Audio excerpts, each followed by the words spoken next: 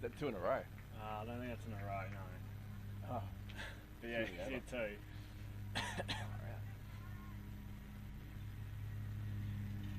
Okay, so this particular problem hasn't happened before. Right.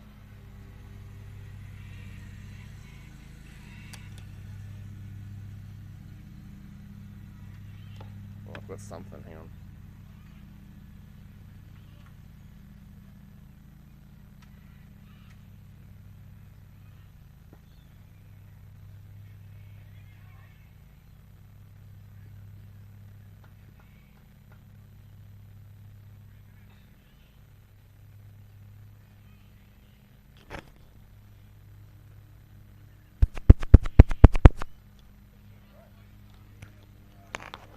Forgot. There we go. Okay. So let's run this time.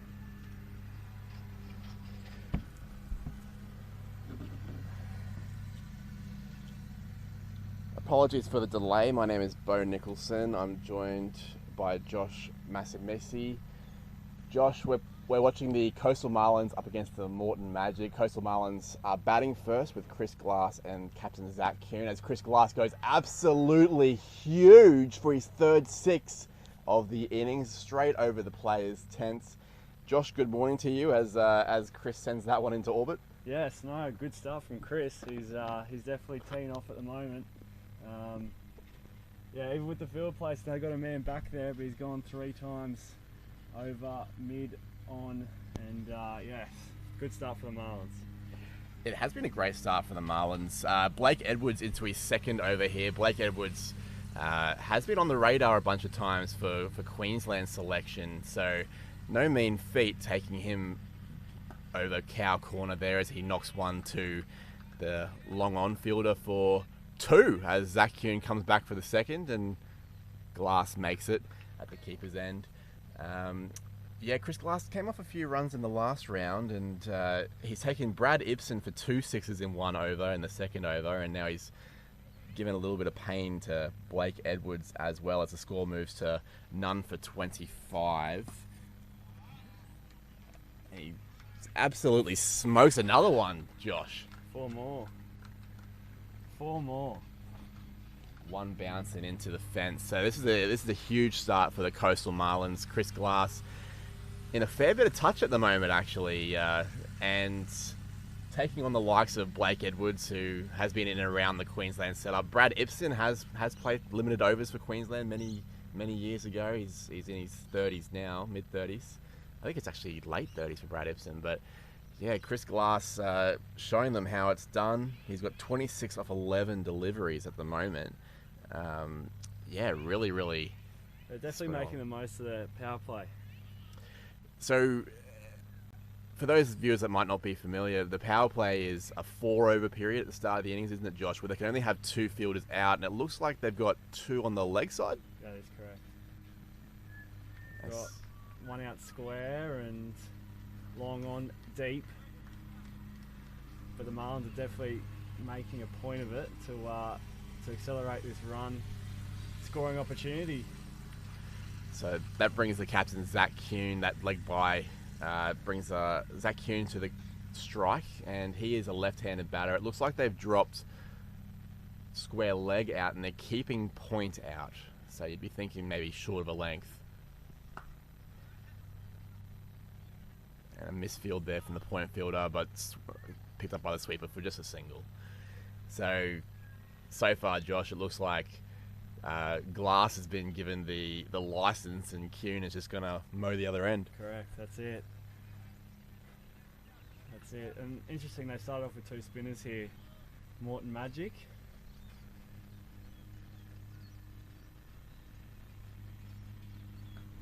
He goes big again. He goes up in the air, straight up. Is the keeper going to get to it? No, he's not. He must have called the fielder out, but he couldn't quite get there. That might have been on your cameras, and it falls safely for a dot ball. I don't think they actually ran. No, that was a dot. That was a dot, Bo. Well, a bit of confusion there as Moreton Magic's number 5, Callum Stitt, looked like he was setting up underneath that one, but Schubert, the keeper, has called him out of it and didn't quite have the legs to make it despite not wearing any keeper's pads. And that is the end of the over. So the score remains none for 31 off 3. Going to continue with Ibsen at the other end to end this power play. Just a reminder that traditionally there are 6 overs of power play, but we're using the same rules as the BPL. So that means the BPL is the same as the BBL, which means that we have 4 overs at the start of the innings and then 2 overs for the Coastal Marlins to use at their leisure after the 10 over mark, if that's a little bit confusing for everybody, as Ibsen darts one in and just beats everybody, but Schubert gets enough to keep it to a dot. Brad Ibsen, very experienced bowler, coming around the wicket to the left-handed Zach Kuhn. Another dart. Look for the single there, but none taken. What do you think's a good start here, Josh? As a batting side, do you we're none for 31 into the 4th over here. Are you thinking none for 40 would be a good start, or? Oh, I think 10 and overs. You can't really complain if you're going 10 and over. Kuhn goes up straight to mid off. That's a disappointing shot. Just as we say that, Bo. Yeah, to start your innings, I think 10 and over is a pretty good start, but now losing a wicket will make things interesting to see how they react. So the captain, Zach Kuhn, goes for just 3. Never really able to get it off the square today, Kuhn, and he's a better batter than that, so he'll be disappointed for sure. We'll see who that brings to the crease. My guess would be number 21, Corey Hunter, but we'll have to just confirm that for you. I would have thought that Kuhn's job was pretty simple there, just rotate strike and get Glass back on strike, but he hasn't gone in that direction, and that is number 21, Corey Hunter. So Corey Hunter's from Wynnum Manly Club, and he has been contracted with the Queensland Bulls as well. Very, very classy batter. Last time I saw him play in this format, he got out for 4 off just 9 deliveries trying to overhit. So he has a bit more time here, and Chris Glass going well. It might be just time to rotate strike. What do you think? Yes, 100%. If you got Glass at one end, teeing off like he has been, it's probably the appropriate way to start your innings is just dig in, get your eye in, and ensure that you can set up a foundation. Looks to me like Ibsen is he's obviously a slow, orthodox bowler, coming around the wicket to the right-hander as well. That last delivery was pitched up a little bit, but it certainly wasn't tossed up. It was quite flat still, and Kuhn unable to get the elevation required. Dismissed for 3 runs. Corey Hunter takes strike. The batters didn't cross. And again, darted in, keeping it nice and flat. Probably trying to keep the runs down after his previous over went for a bit of tap. This is the last over of the power play, Bo, so you'd be trying to do everything you can to get Glass back on strike. And he doesn't manage it. It's a dewy morning, so maybe thought that he would slip past the fielder there, or maybe take one of the many kangaroo droppings and take a right-hand turn, but unfortunately for Hunter, he retains the strike here. Goes for the big shot through a wideish mid-off, and he does beat the fielder and will run away to 4 down the bush end, if you will. Yeah, definitely didn't hit that as well as he intended to, Hunter. He just got it away. It was floating through the air for a bit there, and if it went to a man, you'd almost think he'd take it. Ibsen finishes the over with 1 for 19 off his 2, and the score is 1 for 35 after the 4 overs. So we spoke about going at 10 and over. Well, they've always gone at 9 and over, and with just the loss of the 1 wicket, you'd say that's probably Coastal Marlins in front? Yes, 100%. As we have a new bowler coming on. I can't see a number, so I'll have to confirm whether that is Edwards continuing or not. This is the end of the power play as well, so they can have up to 5 fielders outside the inner circle. And it looks like they've opted to have 4 outside the circle. They've got point dropping back, long off, long on, and deep square leg. So opting to have and third man is now dropping back too. So that is the 5 outside the circle.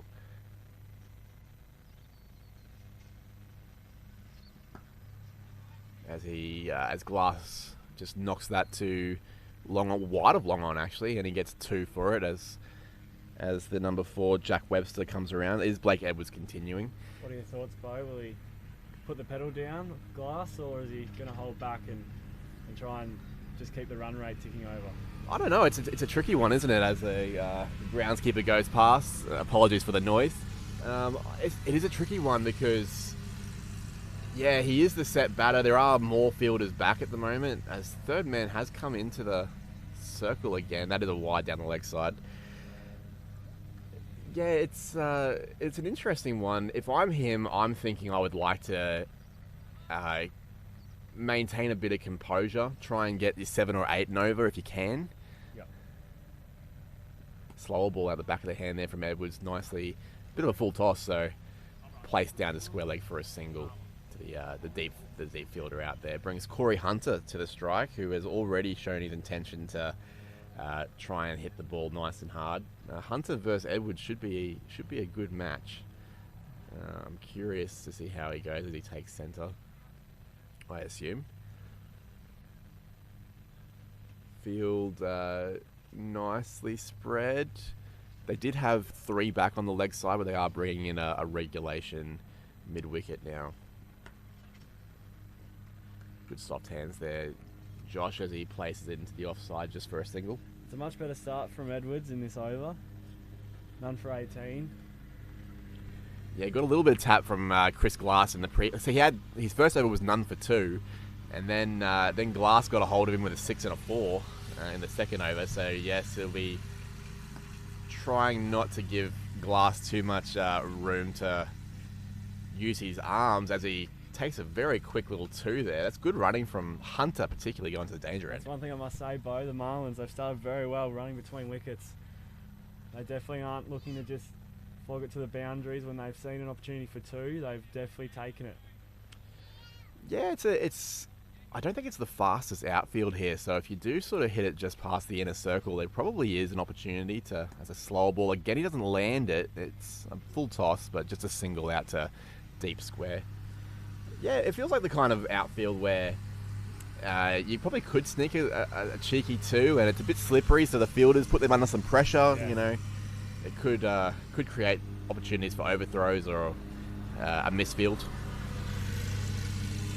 As Hunter takes the strike back to Edwards and gets a slight edge on it, just wide of the keeper, straight into the ground, and then wide of the keeper Schubert for a single to Hunter to end the over. We'll be able to give you a score update in just a moment. The device we're using is just a couple of deliveries behind, but it still looks like we're maybe 1 for 44 at the end of the 5th over. So going at a pretty good clip of 8.8 and over, I would say. Looks like we might have a change. No, that might be a change in the bowling. I don't think that's Brad Ibsen. There's certainly a change in the field going on. I can see Preston White pulling the strings with Corey Hunter on strike.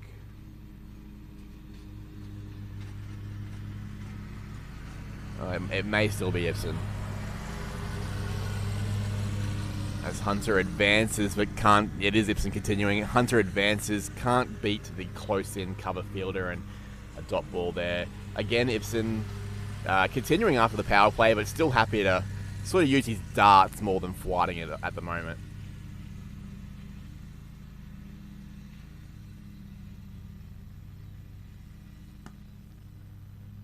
There's a long off back there, so just a single for Hunter. At the moment, Josh, they've got... Well, for Hunter, they've got 5 fielders on the leg side, 3 deep from deep square leg round to long on with deep mid wicket. They've got 2 close in fielders as well on 45 and a shortish mid wicket.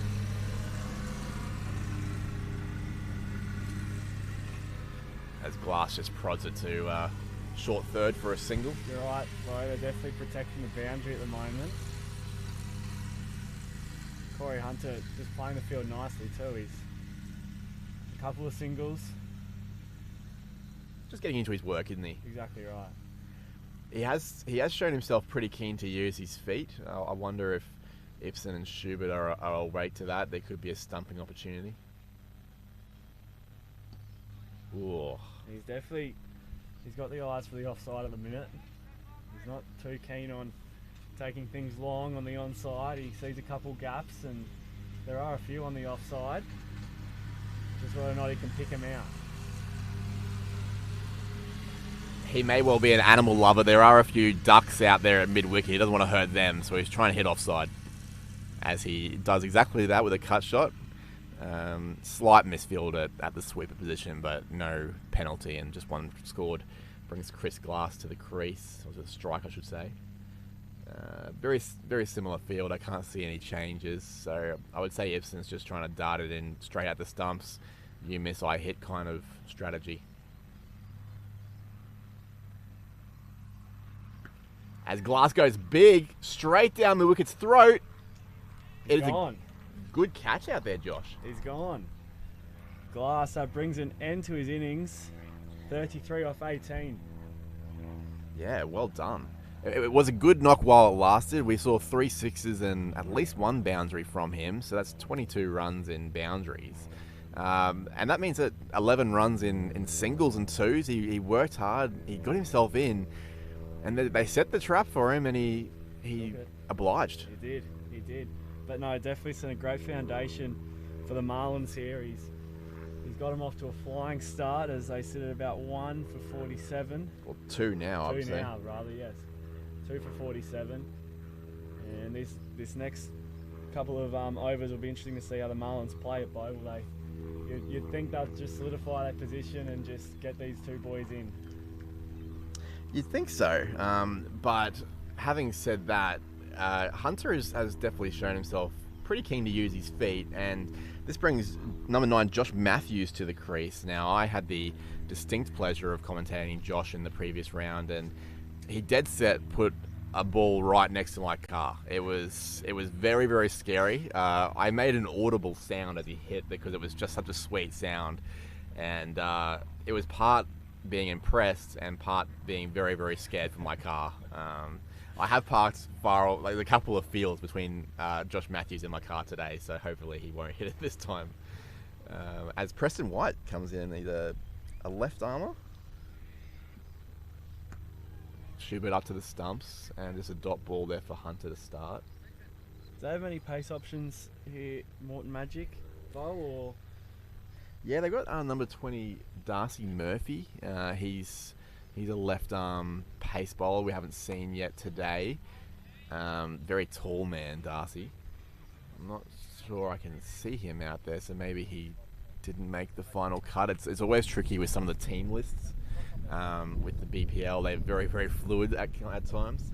And Blake Edwards would be probably the kind of tallish medium pacer that you can rely on as well. As Preston White sometimes bowls left arm medians, but I think he fancied himself as a bit of a Gary Sobers type here. He's mixed it up. It just beats the inner circle there as it rolls down to the fielder on the boundary. Deep extra cover, would you say, Bo? I would, yeah. I would say that's deep extra cover. That's Jed Wilson out there. Nicely fielded for a single. Brings, who was it again? Josh Matthews on strike. He goes straight for the lap. Hits the pads. Not out, says the umpire as he walks away. Schubert thought he was a chance for a run out. Being the gun indoor cricketer he is from Caboolture, he might have fancied himself a bit of a chance of a backhand flick there, but he misfielded, so no damage done to the Coastal Marlins.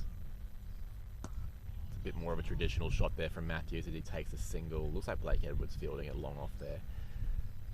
Yeah, he's mixed it up there. Josh Matthews, he's gone for a lap, one ball, and then he's sent it down the long off for the next. It's a couple of good overs there from the Moreton Magic. They may have clued into the fact that the pace is a little bit difficult on this pitch, so they've gone with Brad Ibsen for 3 overs at the bush end, and Preston White, who sometimes bowls his medium paces, has opted for orthodox as well. In the last couple of overs, they've really tied them up. So they were 1 for 44 after 5, And then fast forward a couple of overs and they're 2 for 49. So they've really put the brakes on. The run rate's gone from 8.8 down to 7.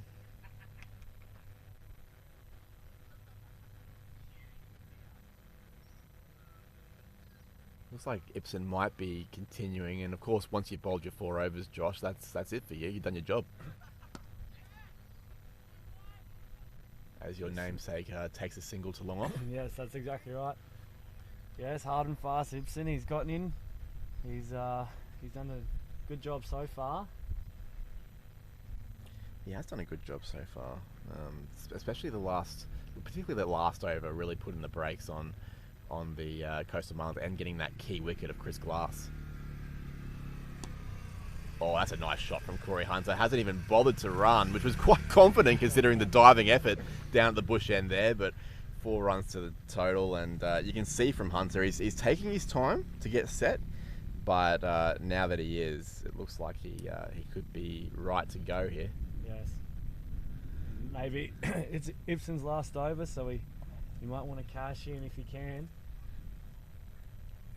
The fun thing about the bush end you'll learn here, Josh, is that it's always fun trying to find the ball. I think the fielder was desperately diving, not just to save runs, but to save himself some effort. Yes. It reminds me of, in these COVID times, you got the empty stands at all the cricket grounds and players have to jump the fence and go searching for it in Bay 13. There's something nice about that, isn't there? It's like, it's a bit charming. Nicholson back to Hunter here. He's got 13 off his 14 deliveries, Hunter. It's a nice straight shot. Just a dot though. Into cover, that's correct.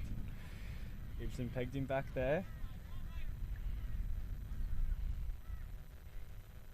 So as far as Nicholson's concerned, he'll be looking to get out of this over here. Like, obviously a wicket would be a huge bonus. Give him a 3 for, that's not a bad day out, but he'd be looking to just get out of here with some dots and ones.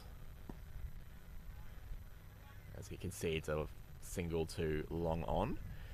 Very straight delivery, that one. Just a couple of deliveries left in his spell. Got 2 for 28 thus far. Score is 2 for 55 into the 8th over. Continuing on around about that 7 and over mark.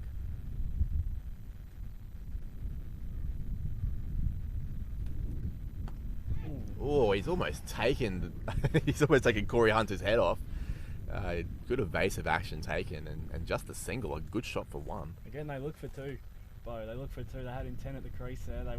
He wanted to get back Corey Hunter's, but just couldn't. But that's a good sign. They wanted to run between wickets, turn this run rate over. Yeah, that's a good way to do it, isn't it?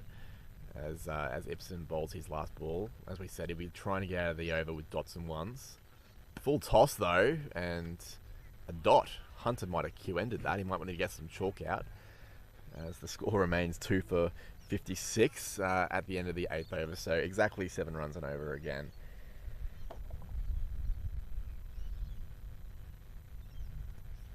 So after 8 overs, Bo, 2 for 56 as you said. The Marlins, are you happy where they're sitting? Well, yeah, it's an interesting one. I was going to make mention of the fact that a lot of the games in the BPL thus far have been fairly low-scoring affairs. Usually about 130, 140 is a pretty competitive score. But on this exact ground, this is the ground that the Northern Kings, they hit something like 220, with Brown going particularly berserk, and then it's like, the other team hit 180 chasing, so they hit a few runs as well. This was on this particular field, so Yes. This could be the field for a big score, in which case 2 for 56 might be a touch slow at this stage, but I think 7 and over with wickets in hand, a power surge to come, class batters like Josh Matthews and Corey Hunter, it's probably not a bad start for the Marlins, I'd say at this point, but it wouldn't take much to turn it around for the Moreton Magic, as Preston White throws that one up. Good shot from Matthews, just wide of the long off, and they've run well to take 2. Yeah, I'm very keen to see Matthews open his shoulders up here after getting a taste for it last week, Josh. He's quite a specimen when he gets going. quite get that one, but just the single. Well fielded. Did he tee off straight away, Bo, or did he settle into his innings first? It last was time round? Yeah, it was pretty similar to this. Like a lot of intent, a lot of good strokes. He's obviously a class batter. As Hunter takes a full toss down to fine leg, it might not run away to the bush end boundary. Looks like it's going to be reeled in by the fielder, and good running from Matthews gets him back for 3 as the throw's a little bit errant. Yeah, I'd say probably a similar kind of tempo to start with. And a guy like him has that explosive ability. You don't mind him taking 1s and 2s to start his innings. Yep. Because he can always make it back later. And in the case of the one that he put next to my car, that was a free hit. So he fairly lined it up, and it was in the slot from Harry Wood. As Preston White beats him outside the off stump there. It was a nice little 3 for Corey Hunter. Nice little lap sweep, although it was a full toss, so I wonder if he had time again, he might have tried to hit it a bit harder, as Matthews works that into the onside field, but will just be a single. A good piece of fielding there from Callan Stitt, coming in off the boundary, and that's the end of the over for Preston White. Still 2 down after 9 overs. And this is where the conversation starts to probably happen between the two batters about when they think about taking the power surge. Exactly right. As Chris Abbey is going to come into the attack, number 23 for the Moreton Magic. I mean, if you have 2 explosive batsmen at the crease and they just work into their innings as they have been so far, you probably hold off for a little while yet, you would imagine, Bo. Just to get a bit extra set, you reckon? Exactly right. I think that's probably the way to go. I don't see too much of a point, trying to go too hard too fast. If these 2 boys can just work their runs, build a bit of a combination in the middle there, and then close to the end of the innings, and depending, because who knows, they could get a couple away here and find themselves in a better position than what they would originally think. So I think it's a patient game at the moment. I think they just got to buy their time and see where they end up in 2, 3, 4 overs time. It's probably not a bad call, that, as the Moreton Magic, again, it seems like they're just trying the slower bowlers, as Abbey's going to bowl his wrist spin. Matthews chips it, did not get all of it. Oh, that's a chance at the keeper's end, of the throw's good. They push for 2. And the throw, I think it hit Matthews with the dive on the way through. Probably was going to make it anyway. But a bit of pressure there. It was good to see that intent that you're talking about, Josh, yes, from the batters. It was definitely there on show.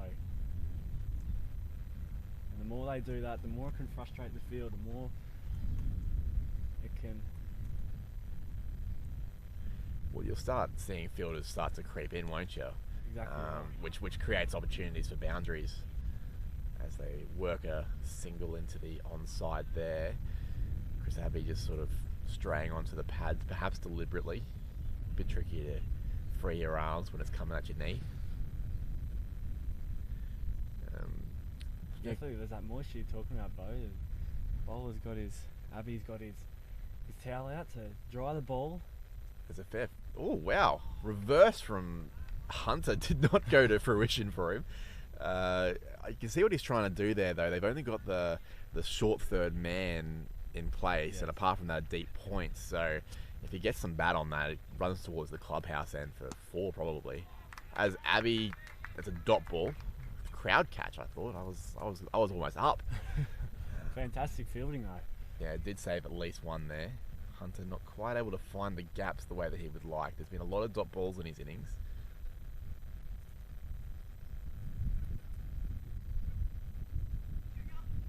Reverse again. This time he does beat the fielder close in there, and it's retrieved by his compatriots on the boundary, outside the boundary, for 4 runs there. Corey Hunter, a nice stroke. Are you a fan of the reverse sweep there, Josh? Look, if it scores runs, yes. They definitely haven't been too shy of it. They've played a few unorthodox shots, these Marlins batsmen, and 4 runs. I mean, you can't really complain there, Bo, can you?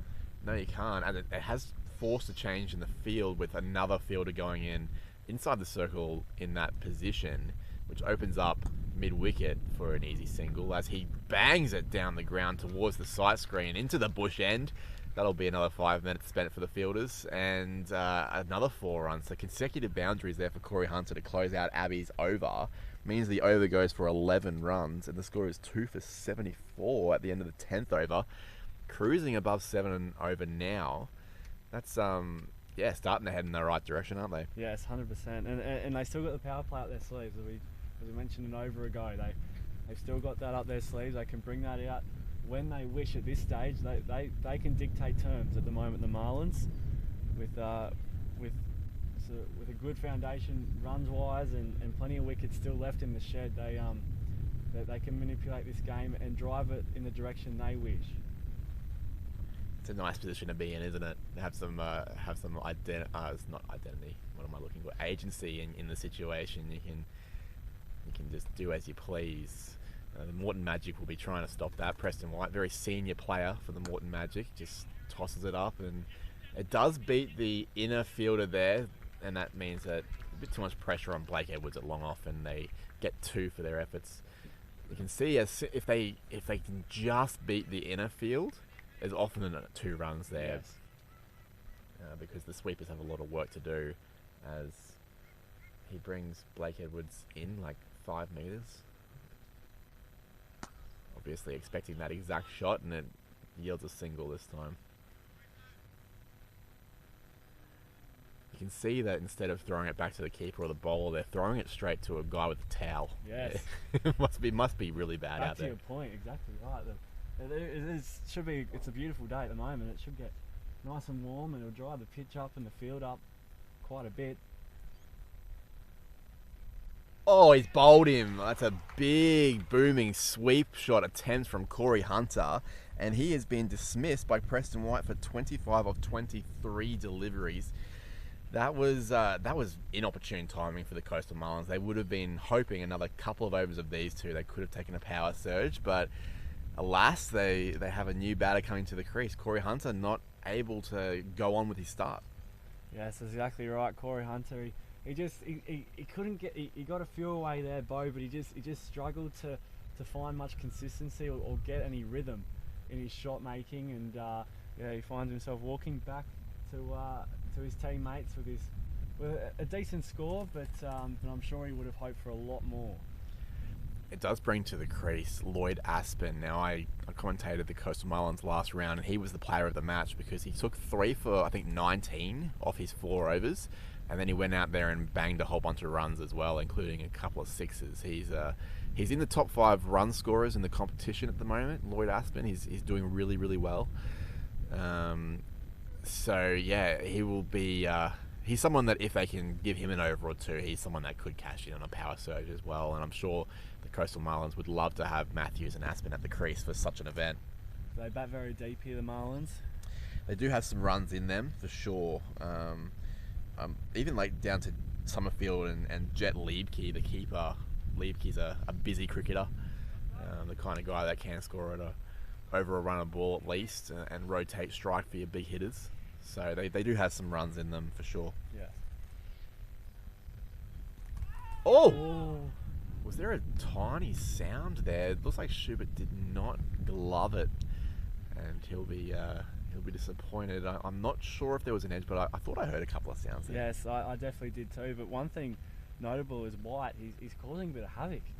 He's causing a bit of trouble at the moment. And Marlins batsmen, as they knock one down to long off, and they'll just get a single. He's causing a bit of trouble, and he's definitely looking like he can take a couple more wickets.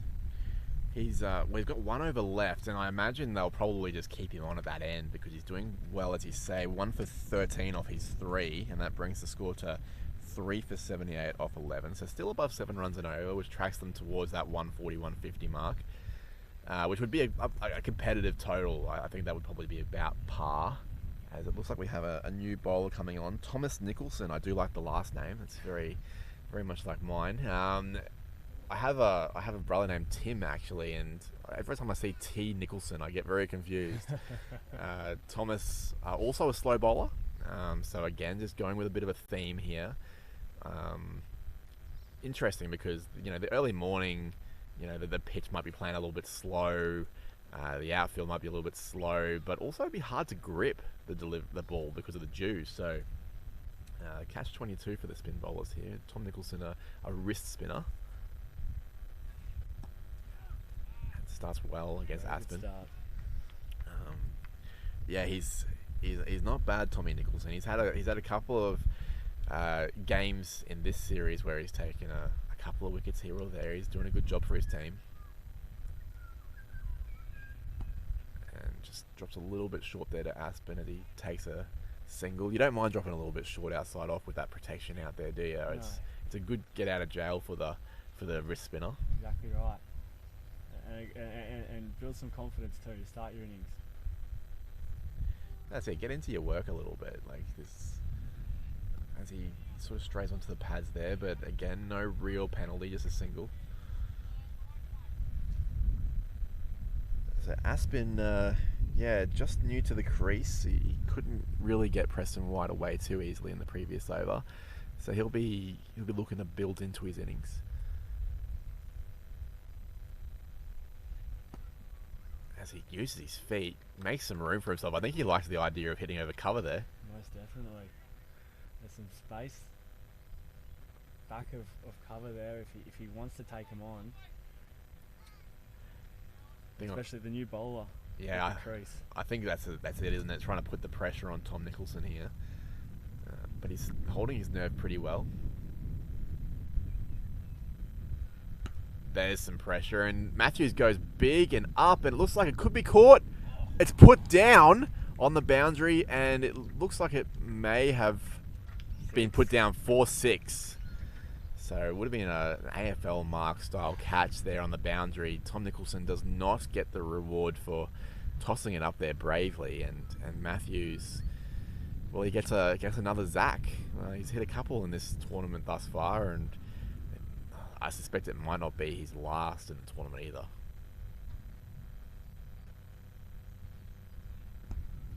A good comeback from Nicholson there. He's liked. He didn't dart it in per se. He still sort of gave it a little bit of air, seeing if Matthews wanted to go again. But Matthews also quite sensibly just banking the sticks after being dropped. Well, it's interesting that Nicholson, it's a decent over. I mean, if they take that catch on the boundary, then it's looking like a lot better over. But as a 6-run swing from that incident, he started off nicely. I mean, it can take a couple balls to find your rhythm. And yeah, he definitely set a foundation there, Nicholson. Spoken like a spin bowler. Are you a spinner by any chance? Wicket. He's bowled him. He's gone straight through. And he's taken the wicket of... Is that Lloyd Aspen? Yes, it is. That's a key wicket for the Moreton Magic. Makes the score 4 for 87 as we head into the 13th over. And Preston White, 2 for 13 into his last over. He's been a key performer today for the Moreton Magic. Yeah, no, it's definitely a big wicket to take. They've just got them on the back foot here at the moment. The Magic, they are a couple of wickets, stem the flow of runs, and... No, it's definitely positive signs as we get to the later overs in this innings. Indeed, and you can see that there's been 4 wickets that have fallen. They've fallen at intervals, so we're getting a couple of starts and a couple of single-figure scores of key players. They haven't really got themselves going, have they? The Coastal Marlins. They're going at a decent clip, of course, but those 4 wickets to slow left-arm orthodox bowlers. There's something in that, I think. You're exactly right. However, I will say with Matthews still at the crease, anything is possible. That is true. And Jet Liebke is the new batter. He's come to the crease. As I mentioned earlier, he's a busy cricketer. I imagine he's the kind of guy that will play unorthodox shots a lot of the time, as that's a more orthodox start from him. But he's a bit inventive. He doesn't mind playing to interesting areas of the field and running hard and all that sort of stuff. So he could be a good partner for Matthews. Just try and feed him some strike while he's a bit more set. As good bit of fielding there on the inner circle, but still a single to Jet Liebke. You'd think Matthews would have the intent of taking things deep. Yes. So, yeah. With his power hitting at the end, you'd want him there in the final couple of overs, and I guess it's Liebke's job to just hang around and offer some support. Oh, he's gone big, and he's gone over the fielder for 6 at long off. Just heading towards the camera there. I was a bit scared for a moment, but he there's that power hitting you're talking about. He's taken a liking to Preston White pitching one in his half, and it's gone the distance. It would have been interesting though, because I think it only landed maybe a metre or two over the boundary. The fielder was about 5 metres in on the bowler's instruction. Very good point. That would have been a chance potentially for could the have Moreton even Magic. saved 6 runs. Yeah, worst case scenario, could have knocked it back in or something. Yeah. But I think you're right about Matthews' intent. Like, he obviously will try and take the runs that are on offer, but I think it is most important, definitely, that he is there at least for the power surge. As he knocks one to the offside sweeper for a single. This has been a really, really good spell from Preston White. He's now into the 20s, 2 for 21 with 1 ball left. Worst case scenario, we're looking at maybe 2 for 27. That's a pretty good day's work. Yes.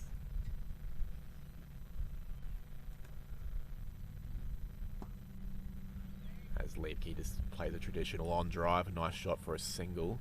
And that is the end of Preston White's spell. 2 for 22 off 4 overs. That's 5.5 and over with a couple of key wickets. Well done to the senior Moreton Magic player. Yes, great way to end the over and end your spell. As it's in the balance at the moment. Would you say, Bo? At the moment, there's with Matthew still at the crease, they've got a few wickets up their sleeve, but the Marlins the Magic bowling quite well. Yeah, they are. But yeah, I think in the balance slightly towards the Marlins still at this stage. 4 for 96 after 13 is a good foundation, and as you mentioned, having a guy like Josh Matthews, honestly, if people are watching this and they haven't seen that shot, it's on the Brisbane Premier League socials. Go check it out. I embarrassed myself with some mediocre commentary, but there's nothing mediocre about the shot. It was very, very excellent. Don't blame you if your car's in the radar there, Bo. I think anyone would be a bit worried. I was scared. Thomas Nicholson to continue. You can see that he's not afraid to throw it up, which is a good sign considering that a bit of a misfield there in the deep at long off and creates a second run for Liebke. Good signs from Nicholson. He's obviously got some nerve. And as you say, his previous over was excellent and could well have been 1 for 3 instead of none for 9. That's exactly right. Liebke will just play a defensive shot, bunts it down, Nicholson fields. He's again sort of tossing it up there, bowling pretty straight. He does have a bit of protection back on the onside, so I imagine Liebke will try and find that offside gap.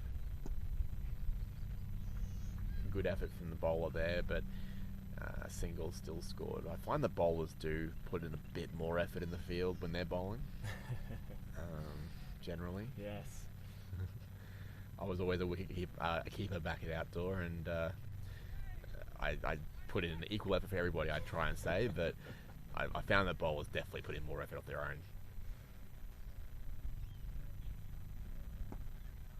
Again, floating it up to Matthews. Matthews happy enough just to take a single to long off as the game kind of moves into an odd stalemate. I think that is the 100 up for the Marlins, 4 for 100. Going along quite nicely. They will be aiming towards that 150 plus, and it is key that these two batters are there for a while as Liebke jumps onto the back foot. Good footwork. Finds a single to the sweeper out at the point boundary. How are you viewing the power play discussion? Yeah, it's got to be. See, for me, I'm thinking an over or two away. Like, I definitely want Matthews there. I don't want it to be. I found that in this competition, the power surge has often yielded wickets, though. Yes. It changes the way that batters are playing. So it's definitely a catch-22. That's a lovely little bit of cricket there. Good bowling and pretty well played by Matthews for a single. I find that it's a catch-22. Like, I certainly wouldn't want it to significantly change the way that Matthews is batting and thus get him out if I was the Coastal Marlins. But at the same time, he's the batter you want there to cash in on it if there is a loose ball to put away. You're right. It'll be interesting to see how they play it, as they have reached the 100 mark, the Marlins, but Well, at this stage, it looks like they are not taking the power surge, and Callum Stitt is coming in to bowl. He's got a little. There's one of those pace options we were talking about earlier. The spin has been very, very successful for the Moreton Magic, but coming towards these death overs, they obviously would like a little bit of pace on. that's exactly right. They got men back on the onside. Yeah, 3 back. As Matthews finds the gap. It could be 2 because he has hit it wide of the long off, and they do get it. Good bit of fielding. A nice slide. Nice slide through some kangaroo poo probably out here. There is a fair bit of kangaroo poo out at Ivor Marsden Ovals. We're on field 3 here. It's the Moreton Magic versus the Coastal Marlins, who are batting first. I'm Bo Nicholson. I'm joined by Josh Massimisi. Am I saying that right, Josh? Close enough. Close. But Sorry, mate. Yeah, not the worst attempt, but we'll go with it. Sorry, mate. No, all good, all good. That's a good start from Stead. He's bowling straight, keeping it fullish, which will be a little bit tempting for Matthews. He will be eyeing off the various tents that the players are sitting in at the moment. They've definitely got protection on the onside though, so Yeah, risky shot. yes, he's got to get a full hold of it as they just take a single there. If he's going to go, he's going to make sure he gets it cleanly. Absolutely. Brings Jet Liebke to the strike. Liebke at the same field, it looks like. I haven't seen any adjustment. So 3 fielders in on the offside, just the one on the leg side at short fine leg. Liebke unable to beat that, one of those offside fielders, and that's just a dot ball there. It's been a good start from Callum Stitt. It has a bit of pace. Yeah, just the 3 runs off. Managed to keep Matthews contained and give him a lot of confidence too, considering you Oh, a little bit of a slow ball there. run out chance. I don't think anything's doing there though. Yeah, good bit of work from Schubert though. Considering, yeah, he'll have 3 more overs once this one's complete, and if he gets a bit of confidence here, then he can cause some damage in the back end of the innings. Well, on the evidence provided, he's hitting a good length. It's a pace that is not particularly comfortable for the batters, and that slower ball is... I don't think Jet Liebke knew anything about it, to be honest. So there are some good signs there for Stitt. You would assume that he'll get another over, even if Liebke gets a hold of this one. As he works a single to the cover fielder there.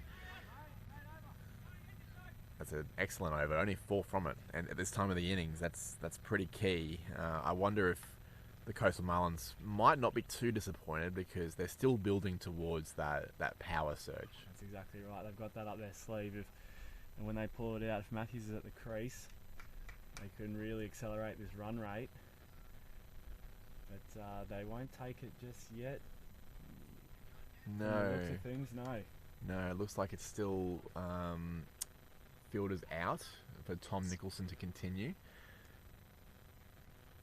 Bowled pretty well so far. Matthews in the 30s. Oh, a reverse from Liebke, and it has beaten that short fielder, but he takes on the arm on. Oh, Well, that would have been close, but not out. They can get into trouble sometimes, pushing for 2. They've done it all innings, the Marlins, and that time it was just a little risky.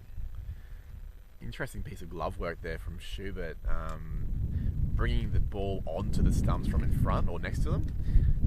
A bit of a modern technique in wicket-keeping. Yes. With the modern look of no pads.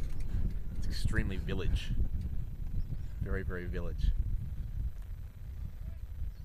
But he's anything but a village cricketer, Matt Schubert. He can play. He's scored some runs for the Magic throughout this tournament.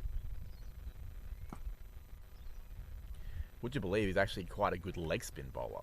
Matt Schubert. There you go. Yeah, when he plays, because indoor cricket, everyone needs to bowl, even the keeper. So he bowls leggies and he confuses a few. Yes. There's a triple threat there. Yeah. Bowls, bats, and keeps. Yeah, bit of a weapon, Matt Schubert, in the indoor circuit. Oh, it looks like he's hit the pad maybe of Matthews, and Liebke overcommits, but gets back safely. So maybe not overcommits. Commits almost overly. Yes. They're going well, Nicholson here. Yeah. They're just, not too many runs flowing. Definitely causing the batsmen to think. They've pulled out an unorthodox shot earlier in the over. Oh, that's not a great delivery from Nicholson, I'm afraid. And Matthews good enough to beat the short fine leg fielder on the 45 and gets 4 runs for his efforts. Nicholson will be disappointed, as you mentioned, and apologies because the scorecard looks like it may have frozen for our viewers at home, and that sort of hurts us as well. We'll try and keep up as best we can. He's been bowling really, really well, Nicholson. He's had pretty good figures to this point.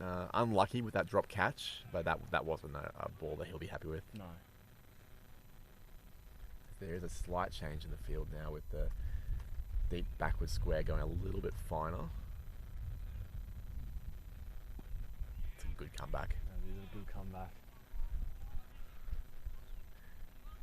Yeah, he'll be looking to get out of this over as well. He's been pretty good for the most part, just dots and ones, but maybe that 2 as well. But that boundary hurts the figures a little bit.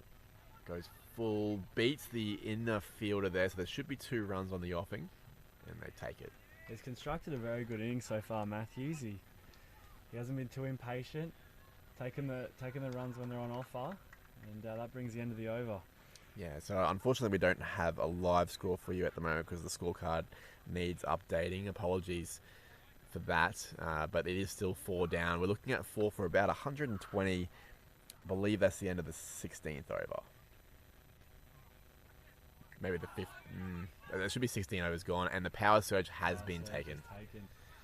So, yeah, with 4 overs left, I believe, this seems like as good a time as any, don't you think? Exactly right, and if they get this right, they can really launch themselves into the final couple of overs, which means a big score could be on the cards, depending on how these next 6 balls go. Absolutely. Looks like they've brought all of the offside fielders up, and they've got a long on. Yeah, long on and a deep mid wicket. Only the 2 fielders allowed out during the power surge. So for Callum Stitt, it looks like it might be changes of pace and bowling pretty straight.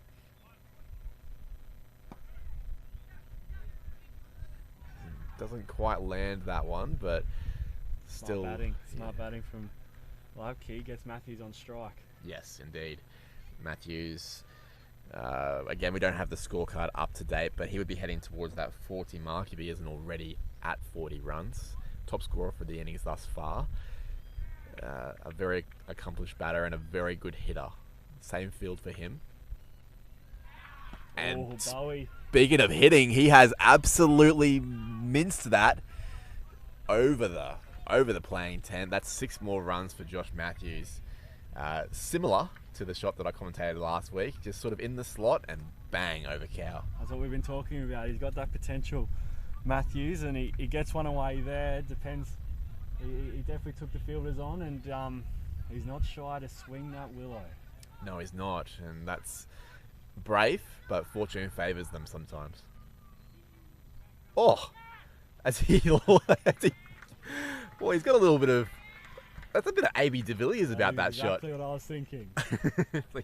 Obviously, the result was a bit different. A.B. would have put it into Brisbane, but that was a bit of inventiveness there from Matthews to go with his brute power. Got down on one knee and just worked it around on the onside.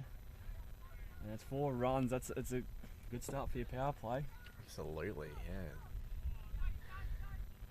1, 6, 4. So they've got 11 runs of 3 deliveries to start the power play as they've gone and fetched that ball from the bush end. Is he thinking onside only here, depending on the delivery, obviously, but is that his strength here, Matthews? I think it is. It certainly looks like that's his arc, and the field placings indicate to me that they're going to bowl to that anyway. It's a full toss, fielded in the infield there just for a single. Yeah, you wouldn't think that Stitt would be bowling too much outside off here, because I mean, even if Matthews is a bit of a bottom hand player, you still would trust that he's good enough to get it over the offside for a boundary.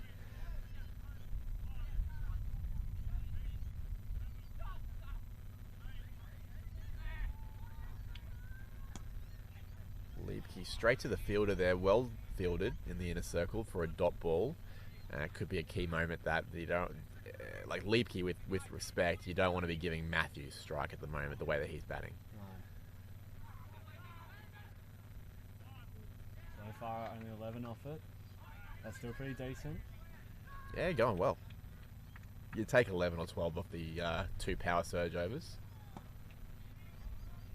as he finds a single to the offside. So a good over for the Coastal Marlins. No wicket and a couple of boundaries from Josh Matthews. I have not heard the cheering from the Coastal Marlins camp, which means that he must be just shy of the 50 at this stage. It'll be interesting to see who the Moreton Magic go with here. They still have Blake Edwards up their sleeve, and it looks to me like he is about to bowl. Yes. So pace on for the power surge, deciding to not use Nicholson or Abbey. Possibly a good idea the way that Matthews is batting, although he's shown that he doesn't mind pace on either. Looks like the same field. Same field. So it'd be interesting to see if they do that with Matthews as well. They probably will. Edwards will have a very simple plan to sort of quote an early 2000s punk rock band, simple plan. He should be looking to bowl block hole realistically, but straight at the very least, as Liebke gets to that delivery and gets himself off strike. Yeah. Oh, this is it. This is Matthews. This is where it's time to shine. Yeah. We've talked it up. He's proven it. He can do it. So again, the scorecard not reflective of the current match situation. We're into this. We've had 17 overs bowled as a wide outside off stump there. Risky delivery because he gets some bat on that. There's not many fielders. Well, there's no fielders back on the offside. Could have been runs. Yeah, they'd be about the 4 for 130 mark if I had to have a guess. As he gets a full toss. It's not a no ball, so it's below waist height. He hits it in the air through the offside field, but it lands safely, and it's 4 more runs for Matthews as he brings up his 50, I believe. They're trying to encourage him to raise his bat. He's not interested. Yeah, he's just like, nah, mate, I've got a job to do here. I think so. He's got plenty more runs out there, he feels, that's for sure. Might not have enough time for 100 like Josh Brown hit for the Northern Kings, but it's another. Cream that. So you can see he's making room for himself to try and hit through the offside, and he's gone straight through the fielder there, and that's another 4 runs. 4 runs, same position too. I wonder if that was a catch. It was maybe just dying on the fielder, and it was one of those like no man's land kind of situations where he didn't know whether to stop it or catch it, and did neither. Matthews surges past 50 now. He looked for the De Villiers shot again. It didn't work out this time. Edwards a bit of extra pace on that one, bit of extra mustard. There's been 10 off this over. There's a single, a wide, and 2 fours. There was 13 off the previous, so 23 runs off the power surge thus far with no wickets lost. As he goes straight past the bowler, and Liebke turns to come back for the 2 and does so successfully. Yeah, well done. Good running. And 25 off the power surge for no wicket loss. Things are going very, very well here for the Marlins. That would put the score possibly around the 140 mark at this stage with 2 overs left and 4 wickets down, just to remind the audience. As he goes to Villiers again, so 4 runs off 3 deliveries in De Villiers' style. That's probably still a win. A dot ball to finish the over. None for 25 off the power surge, so you'd call the Marlins the winners in that circumstance. You would, 100%. And as we said, that you can give them a good springboard into the final couple of overs here. So at a guess, the score would be about the 4 for 140 mark at this stage. But again, the score card has died on us here on the Frog Box. So apologies to the audience at home as Callum Stitt continues. I gotta say, Bo, you're doing well with the maths. You've done a fantastic job keeping me up to date, that's for sure. To be honest, I'm probably wrong, but I'm giving it my best shot. Hey, close enough's good enough. Oh, it's gone up. Liebke has not got all of that, but it's safe. There is no backstop for the keeper. Unfortunate for Callum Stitt. I think he did him for a change of pace there, and 2 runs to the total for Jet Liebke, who's playing a good supporting role. Yes, exactly right. He's on strike again. He too. He's not minding to get some shots away and look to hit big. I mean, you do have Matthews on the non-strikers end, but it'll be interesting to see. Oh, He plays it. He's gone big, and it's gone over, and onto field 1, I think, for a 6. Jet Liebke, as you're saying, not shy of the big shot. Yes, and that's very dangerous. You've got two hitters who are well and truly in, and they can knock this ball around. So Yeah, danger signs here for the Moreton Magic. They need to get out of this innings now. It's starting to get into pretty dangerous territory. They do have some hitters of their own, particularly Glenn Batashotto, who I haven't spotted out there. So he hopefully is batting for the Moreton Magic. He hit like 80 odd off about 40 deliveries in the previous round. I think that was also on this ground. So can hit. He has played some state level cricket in his career, Glenn Batashotto.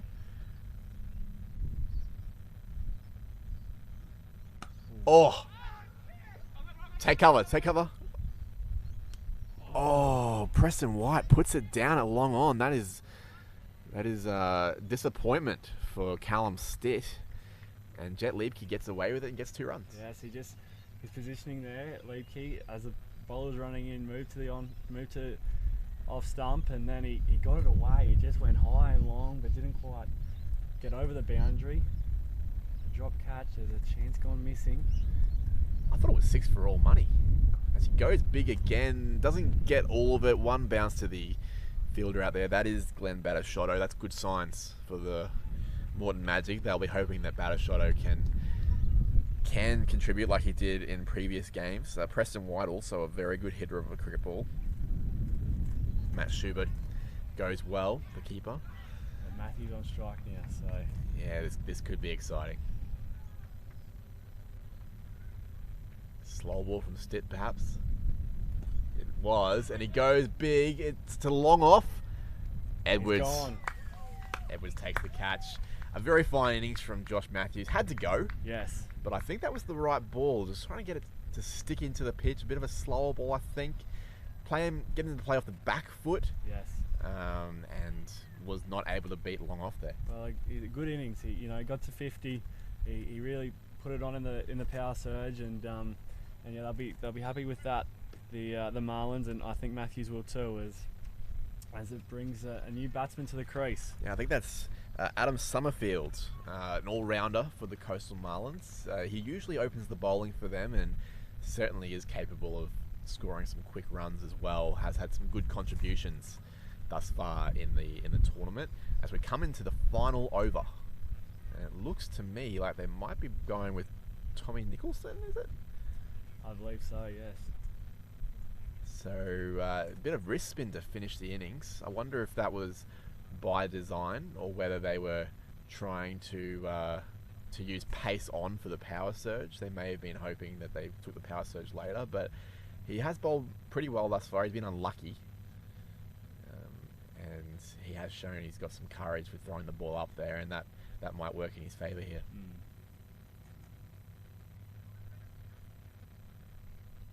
The batters did cross on that last wicket, so Summerfield takes the strike. And straight away into his work, hits it to long on. It'll just be the single. Liebke looking for two there, but honestly, I'd probably rather have Liebke on strike if I was the Coastal Marlins. Yes, you would. He's got his eye in. He's hit some good shots. He's got a 6 away, so he can definitely cause some damage.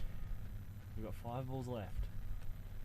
3 fielders out on the leg side, which he's shown himself to be leg side dominant, but he's hit it straight back to Nicholson for a dot ball.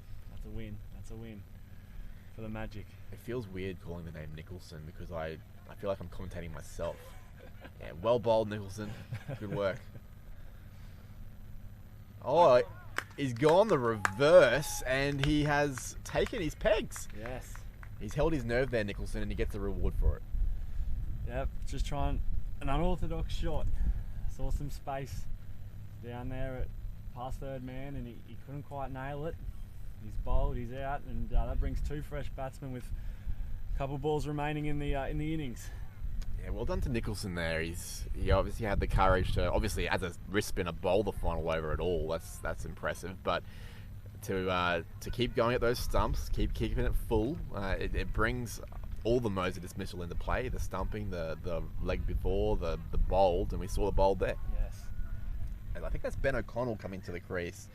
A finger spinner himself, Ben O'Connell, very experienced cricketer. I think he's in his mid-30s. Big man. I imagine he could probably hit a ball. Yes, as they load the onside field. Hear a little bit of nonsense going on in the background there at Ivor Marsden Oval. Not just the BPL happening here, also some youth cricket as well. As they go through their fielding warm-ups, you might be able to hear in the background. Nicholson's making some adjustments to his field. He's got the 3 in on the offside, as you mentioned. They're loading up on the leg side to the left-handed Ben O'Connell. Short, maybe didn't mean that, but just a single. They're probably happy enough with that. I don't think O'Connell was turning around for a 2 there. No. He was pretty happy with 1. Brings Summerfield to the strike. It's been a good solid over 2 from Nicholson. He's grabbed a wicket. He hasn't gone for too many. He'll be happy with that as they close out this innings. The Marlins. Now, again, we don't really know the score because the scorecard is broken on us, but it'll be 6-4, probably 150, 160 as he goes big, Summerfield, but there is a fielder coming around, a gallant effort, trying to keep it in, but it looked like it was going to carry for 6. It was a one-handed effort long on. Can hardly blame him for that one, travelling for 6 after him touching it. Good shot, got real deep, got real low, and he launched it. That just boosts the total up a little more. Oh, he's gone again. Has he got it even better this time? No, he hasn't. It's gone. No, he has. It's gone for 6. The fielder caught it, so I thought it was out, but he caught it over the boundary, so it was 6. 2 6s to finish the innings for Summerfield. That is unfortunate for Tommy Nicholson. He had the courage to throw it up there, and he copped a bit of tap at the end there. Yes, no, great ending to the Marlins innings, though. That's for sure. That's right. 2 6s. They've set a good platform, and they'll be happy to defend whatever total they finish with. As you said, our graphic here has been paused, but yeah, whatever total they finish with, I think they'll be pretty happy with that, and they'll be looking to defend it. If I had to have a guess, I'd say 6 for maybe even 170 by the end of that. So that is well above par on this pitch. Though there is some devastating hitting in the Moreton Magic lineup, particularly Glenn Battershotter with that state experience. Josh, we're going to take a quick little break, and we're going to come back in. We're going to get that scorecard all lined up for you, and we'll come back in for the second innings. So easy.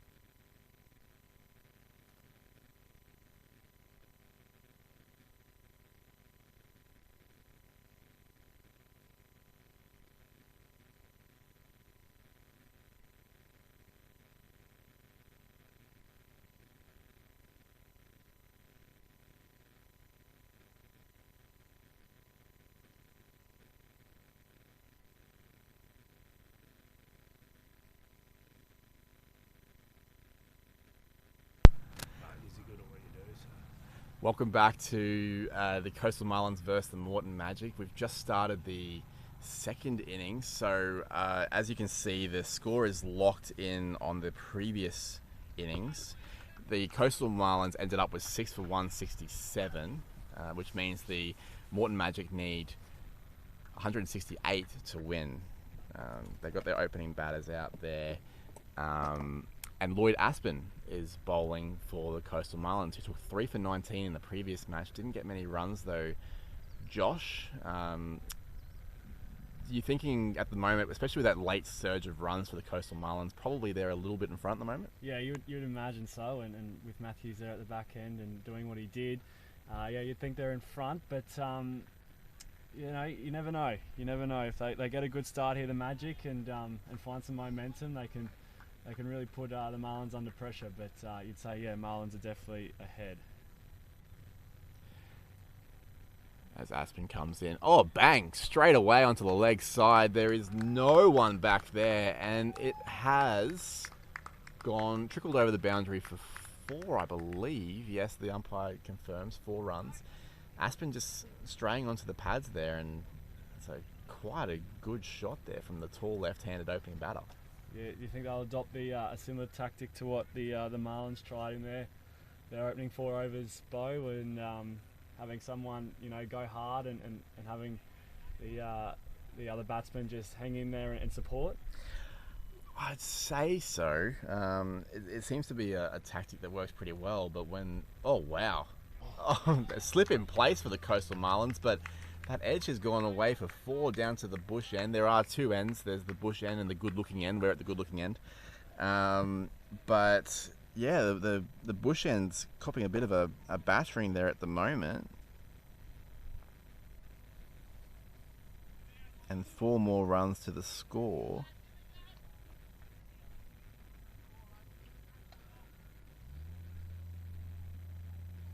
So the opening batters are Edwards and Stitt. Edwards opened the bowling for the Moreton Magic, and he's opening the shoulders with the bat. It's a bit of it's 1 bounce and 4 runs at long on. Now they've got 2 fielders back. They've got a 3rd man and a deep point, and he has absolutely taken to the onside there.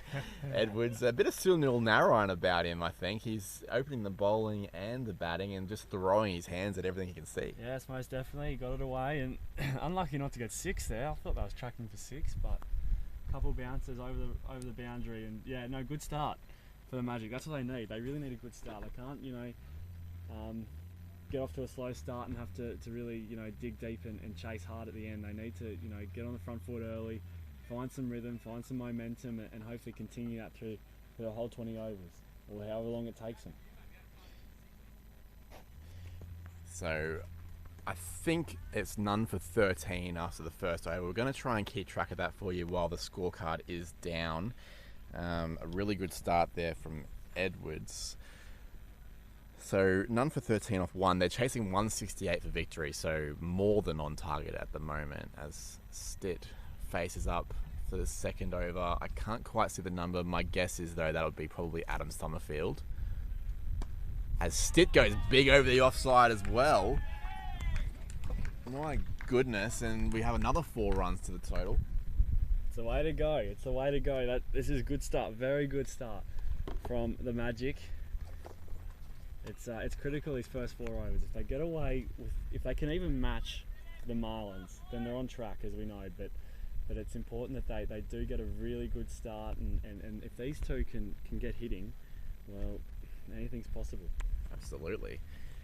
Brings the score to none for 17 off just 7 deliveries. I was so busy watching the shot, I didn't see who was bowling. I'm pretty sure it is Summerfield, though. As he goes short, Stitt, there's protection out there at deep square leg, but just the single. And it is Summerfield bowling. So none for 18 after 8 deliveries, more than on target. You'd think that with a target of 168, you're looking at a bit over 8 and over required. Yep.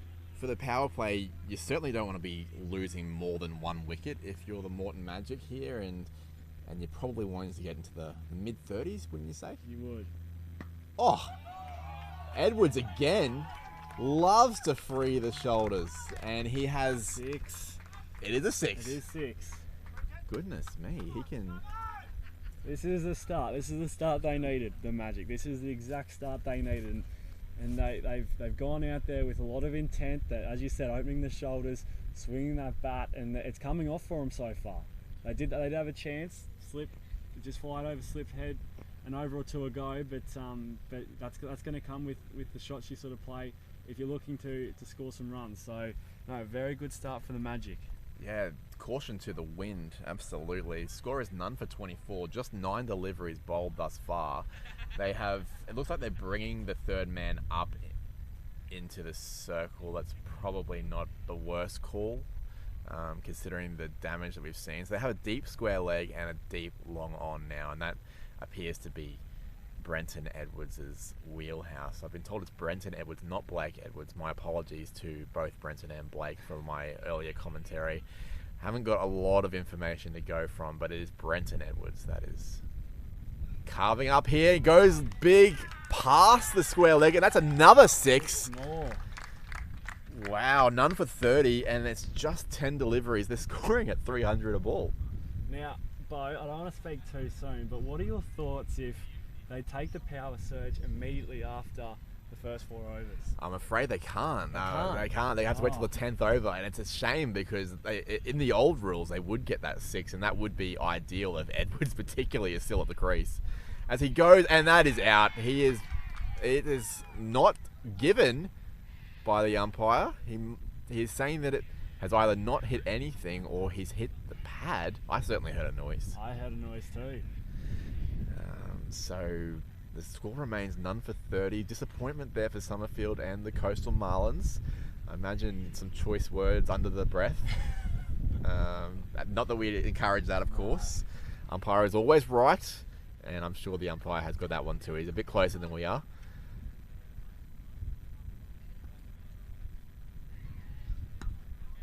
Edwards a conservative finish to that over. A bit different to the rest of his stroke play. Yeah, it gets a little bit of a scare and into his shell, but you don't blame him one bit. But yeah, no, good start. That's 3 overs gone, and they're tracking very nicely, the Magic. It's only 2 overs gone. Yeah, it's only 2 overs and they're gone none for 31.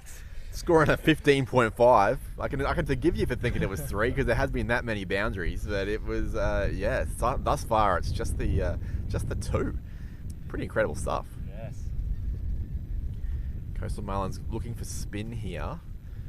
Looks like number 18, Shah Himal, coming into the attack. Change of pace, probably not a bad plan here, Josh. No, not at all. Try and stem the flow here. But you'd think that the Magic will be looking to continue. Edwards especially, he'd be looking to keep this momentum going, and if it's working, why not keep going? Absolutely. So Edwards on strike. The 2 fielders back during the power play appear to be deep mid wicket and deep long on, kind of like a whitish long on actually. I'd imagine he'll be going straight for these stumps, probably leg stump if anything, or onto the pads of Edwards, who goes bang off a short length there, and that is onto the runway. Not quite onto the runway at the air base out here at Ivor Marsden Oval at Ipswich. That is another 6. Runs. Is that his 4th 6 for the innings, or just his 3rd? It'd be close. He's moving very quickly, isn't he? Score is none for 37. Just a reminder that the scorecard has frozen. We're doing our best to keep you up to date. They are chasing 168 for victory, and in the 3rd over, at the start of the 3rd over, it's none for 37. Another shout. An appeal, a dual appeal perhaps for LBW and a catch from Liebke, an athletic effort, but no love from the umpires. No. Not a bad comeback ball from Shah Himal there. None for 37 into the 3rd over. This is some sublime hitting from Brenton Edwards, as he's beaten. Lovely hands from Liebke, a dot ball. He did like the look of that, a bit of a Steve Waugh style slog sweep, but a left-handed version, and obviously a missed version. Yes. Steve Waugh didn't miss many. Bit of a cricketer, Steve Waugh. Not sure if you've heard of him. He was all right.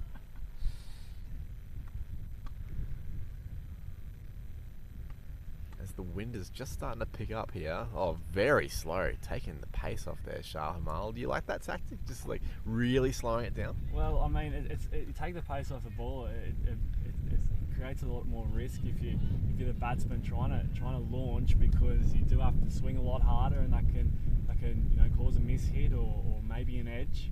Mm-hmm. Good tactic, I believe, Bo. Oh, he's gone again, and he's got it again. This one is going to land into the practice nets. That's another 6 for Brenton Edwards. Where have you been all my life? This is exquisite hitting from the big man. Now, let's not forget they've had their chances too here. The Marlins. There's been one ball fly over Slip's head, half chance, and then they've had some, a couple of shouts here and there. They didn't get lucky with a caught behind shout. Yes. But as you said, fortune favours the brave. He almost picked the gap there. There's no fielders back on the offside, so that would have probably been at least a few runs, but a misfield creates just the one, and the score is none for 44 at the end of the third over. This is pretty remarkable hitting from the Moreton Magic, particularly Brenton Edwards. 44 after 3, guys. Thank you. Just got a score update from the scorer. Thank you very much. Yes, none for 44 after 3. That means I'm on the right track. All over here. Doing okay. Hanging in. That's quite the scoring rate they're tracking at. They're looking at 14.66 and over, I think, if my maths is right. As Summerfield continues here. Copped a little bit of tap. You'd be happy to see.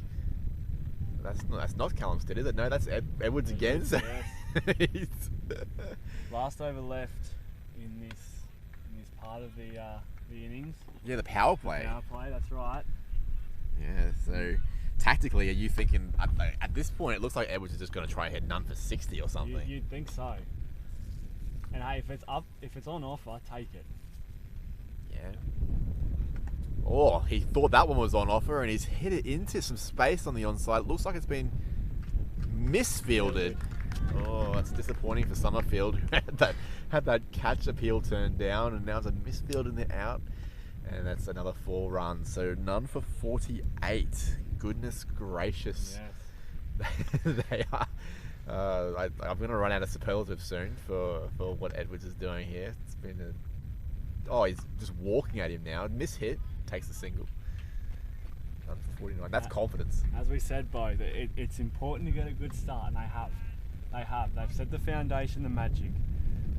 If they're matching, which they aren't, they're actually exceeding what the Marlins posted after their power play, and that means only good signs for them. Oh, Edwards overcommits, but there's no one backing up the throw. So he holds his gun in his holster.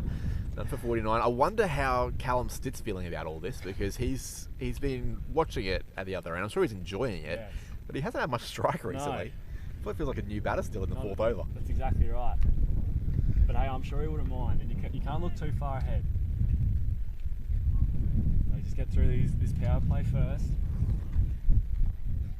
Oh, he's backing away, gets a bit of an edge on it, and just into enough space to bring up the 50 for the Moreton Magic in the fourth over. None for 50. Just a reminder that the scorecard has died on us. So you're sitting here with Bo and my friend Josh, and we're trying to bring you through it. None for 50 into the fourth over. So this is the last over of the power play, as Josh mentioned earlier. Summerfield doing pretty well considering the absolute carnage that has come before it. As Edwards goes and he gets a piece of it and takes it over the offside for 4 runs, as it looks like the 10th that we're in might be about to go for a bit of a stroll. That's the end of the over. That's the end of the power play. 10 off it. All things considered, a pretty good over. None for 54. at the end of the power play. That is among the best power plays I've ever seen, Josh. They're exactly right, and they're in contention, Bo. They're in contention. That's the main thing, the Magic. They can't look too far ahead. Yes, big score to chase. Yes, Matthews went off, but if at the moment they've set a good start, and they can't look too far ahead. Just keep plodding along, keep playing your shots, get into your innings, get some rhythm going, get some flow, and who knows, you could look up with 5-6 overs left and be right in the hunt. And that's where you want to be, isn't it? And the longer you can keep well above the run rate required and have a guy like Glenn Shotto and Preston White, have those guys still in the shed, you're looking pretty good. Now, I would have thought that 167 was above par, and I still think it is. But this has been some pretty extraordinary hitting from Brenton Edwards here. As Shah Hamal continues, he bowled his first over for 13 runs. So about par for what they've been copping. Like a little bit of a change up there from Hamal, and well played by Callum Stitt. Just sort of knocks it just past the inner circle. Of course, the fielders are back now. The power play has ended, so Longon had a bit of work to do and couldn't cut off the 2. So none for 56 is the score.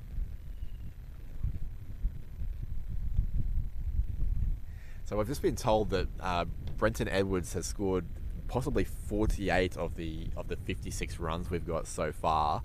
So get ready for a big cheer if he does indeed get the 50.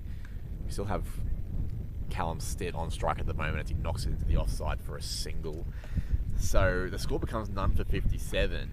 Now I don't know what the fastest 50 in this format of the BPL is, but I promise you it's probably going to be Edwards if he gets it, say, in this delivery. Yeah. No, that's quick. That's lightning.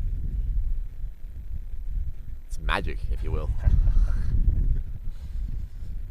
Yeah, don't encourage me. It's none for 57. He's gone for it. He's gone big, and he's hit it straight down the throat of a fielder, and he's put it down. Oh, goodness. That is disappointment for Shah Hamal. That is disappointment for Chris Glass, who drops it. Sorry to call you out there, Chris. And elation for Brenton Edwards, who moves one closer to that 50 we talked about. And a nice bit of cricket there from Callum Stitt. I think understanding that the rub of the green is with Edwards at this stage, and let's just give him some more strike. He doesn't seem like he's going to go onto his shell. No. Well, they've had some chances, the Marlins, and as we mentioned before, half chance was slipped. They caught one behind. The umpire didn't give it. Now drop catch. And the score is none for 59 as that ball has gone to 4. It's gone for 4. A gallant effort from Summerfield on the boundary, but to no fruition. And that is his 53 off basically no deliveries. I can't believe how well he's going. That was great to watch, Bo. That was honestly fantastic to watch. Yes, he may have missed it a few, but the shots he played, oh man, they were good to watch. Really good cricket shots. Very exciting stuff. Very clean hitting. None for 63.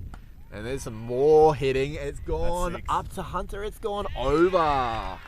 That's another 6 runs to Brenton Edwards, who is he's just the Iceman. He just hits runs. None for 69 at the end of the 5th over.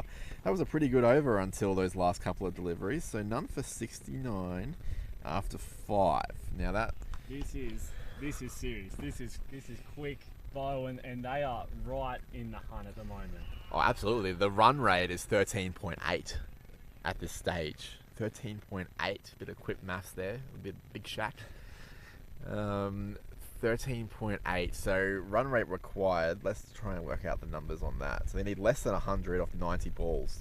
So they need 99 off 90 deliveries. So they've already got the run rate down below 7. That's a big tick. That's a big tick. Big tick. Looks like they got a new bowler here, the Coastal Marlins. I'm trying to identify Anthony Charith, I believe. Let me just confirm. Again, the scorecard is not active at the moment, so none for 69 off 5 overs.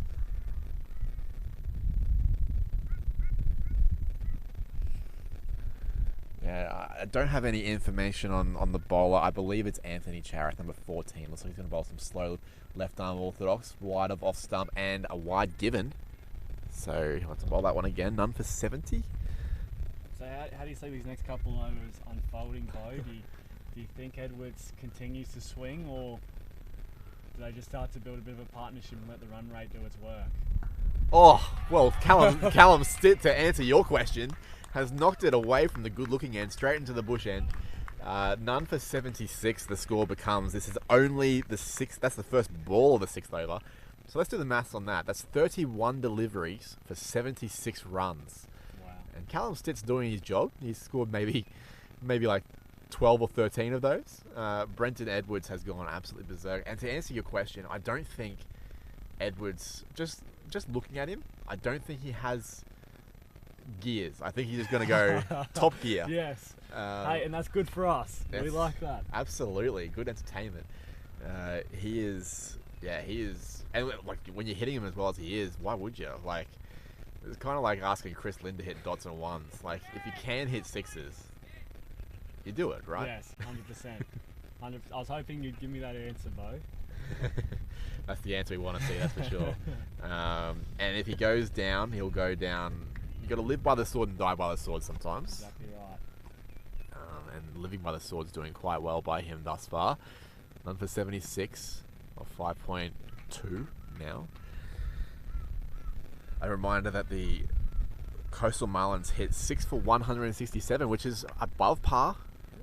No question about it. So 168 is the target for the Moreton Magic as he's edged it and is caught. That's Callum Stitt, dismissed by Anthony Charith, caught by Corey Hunter. A good catch there at short third man, and Callum Stitt's stint has come to an end. It's now 1 for 76 of 5.5 overs. Josh, didn't want to go into his shell, did he? No, not at all. And you don't blame him. He got one away down the onside not too long ago, and he went the same area, but just caught a leading edge.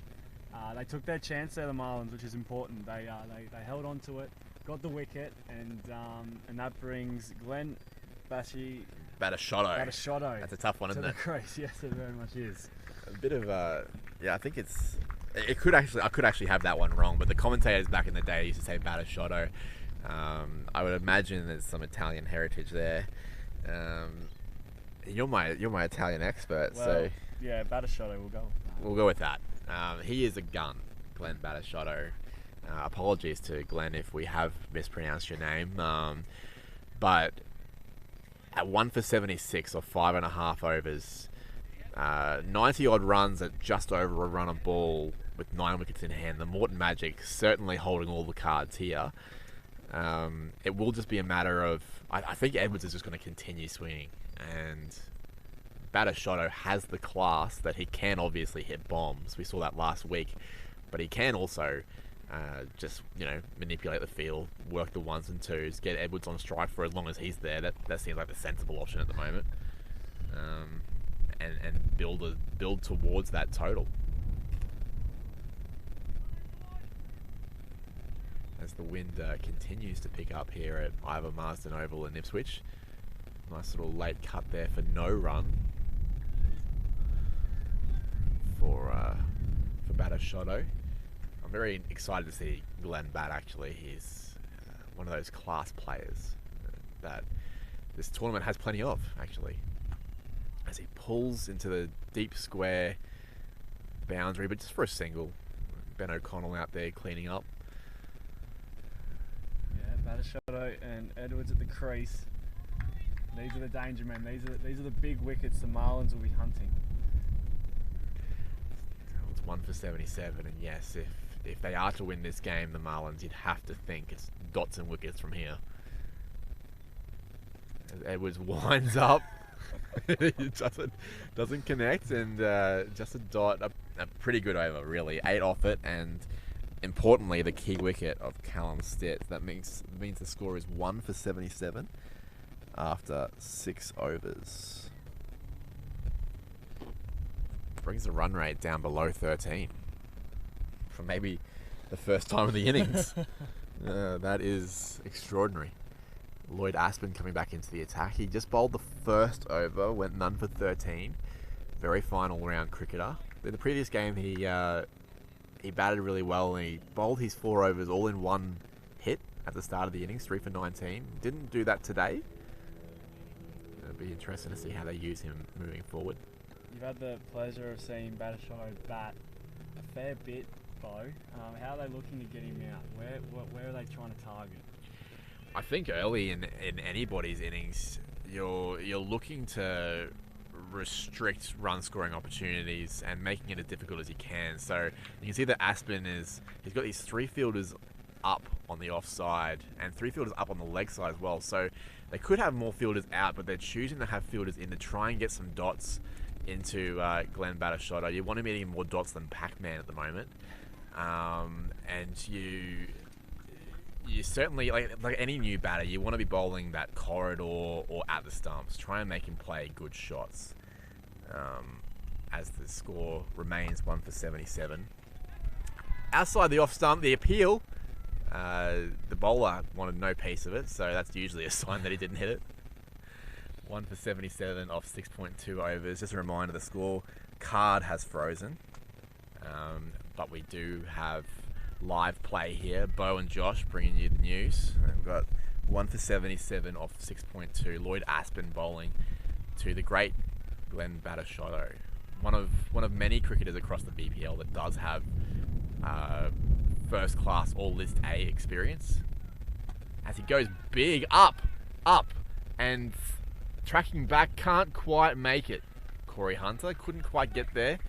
There's no one back at long on. So again, this is not during the power play, not during the power surge. No. And so they've taken the risk. They've forced that errant stroke, and 1 for 79 is now the score. Yes. 2 scored for Glenn Batashotto.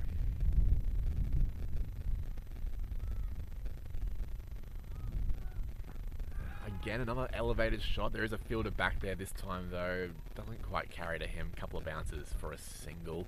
Glenn Batashotto moves the score along to 1 for 80. This is the 7th over. The Moreton Magic are batting, and they're playing against the Coastal Marlins. The Coastal Marlins hit 6 for 167. The target for the Moreton Magic, 168. They are well on track at this point with wickets in hand, wouldn't you say, Josh? You're right. And Edwards on strike now. The field gets pushed back. Long on, long off, back. Don't blame him. As it looks like he just caught a little bit of pad there. So no wide. And good bit of keeping there from Jet Liebke, keyed it to a dot ball. It's been a pretty good over from Lloyd Aspen. He has had the pleasure of, I say pleasure. Glenn Batashotto can bat.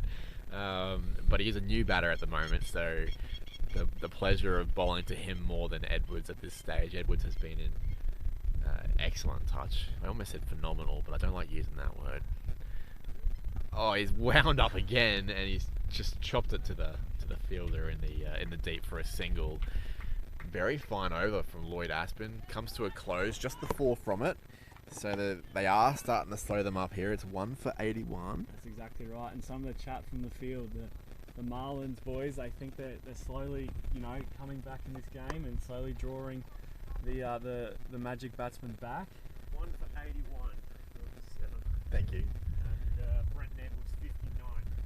Wow, so we just got an update from the scorer that Brenton Edwards is on 59 of the 81 runs scored.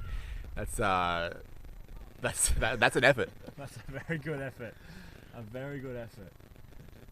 To be fair though, by his standards, he's starting to really slow down. I'm getting bored. Let's see some more sixes or a wicket, please. Well, this is what we spoke about earlier. Is does he keep the foot down, or does he just tone it back a bit and just play within his own rights? And you mentioned he should keep going, which I definitely agree with. But it seems as though he hasn't got that many shots away of late, and he's just looking to stay in the fight at the moment. I think he's still trying. I think he's just sort of chopped a few. As that is a change of bowler. That's Shah Hamal, and he's absolutely swung at that one. You're very right, Bo. You're very right. He's still swinging. They're just not just not coming off. Not coming off at this point. So 1 for 82 is the score. This is the 8th over. Moreton Magic are batting. They're chasing 168 in their 20 overs to beat the Coastal Marlins. They are on track at this stage. With wickets in hand, Glenn Battershotto on strike. Just works it to short fine leg for a single there. Well bowled by Shahamal. Just a couple of singles to start this over. Brings Brenton, the almost legendary Brenton Edwards. Now, I think he's reached that status after the opening he's given us. Possibly the greatest batting power play I've ever seen. Race to a personal 50 within 5 overs. And he's gone big again. Shahamal has extracted the... Oh! And it's a fantastic effort on the boundary, but it's just gone down there, Josh. That's right. And another half chance. I mean, you'd be doing well to take that. But yeah, he's got a hold of it. And look, as you said, Bo, he is not stopping. No, that's 6 runs off this over thus far. That was a boundary for... so 1-1, and a correction from the umpire. They're calling it a 6, so it's 8 off the over thus far, bringing the score to 1 for 89 in the 8th over, chasing 168. Halfway there, more than halfway there. The wind is really picking up here. Gone again. That looks higher than long. The fielder settling underneath it, falls backwards and takes the catch. Well, that brings to the end a remarkable innings from Edwards. What a time to be sitting here watching field 3, Bo. It's some power hitting. You hit all over the ground, and I'm sure you love that as much as I do. He scored 66 off his, it must have been like 25 or 30 deliveries. It was really something there from Brenton Edwards. He will get a round of applause from his teammates as he walks off here. He has more than done his bit. He bowled a few overs as well, and just absolutely delivered with the bat. So well done to Edwards. And it brings to the crease Preston White.